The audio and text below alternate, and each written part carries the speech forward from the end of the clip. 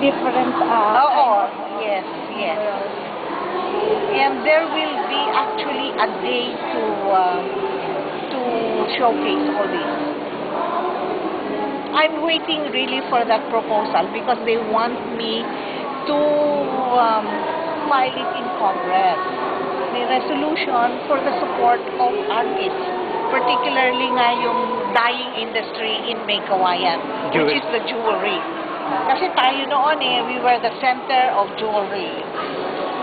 Para bang ngayon we're not that busy anymore. Nagkaroon na ng iba-iba kasing advocacies dahil nga because of the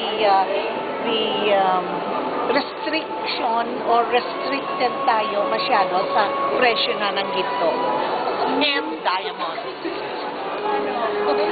So yung mga small entrepreneurs doon, yung mga backroom ano lang noon. Yung mga yung backyard. I mean backyard industries have already gone into other They things. ship to other.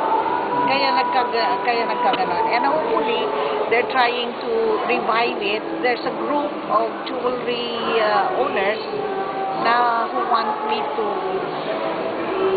support them. Parang hikayatin natin ulit yung industriya na bumalik. Balik bigla. Balik.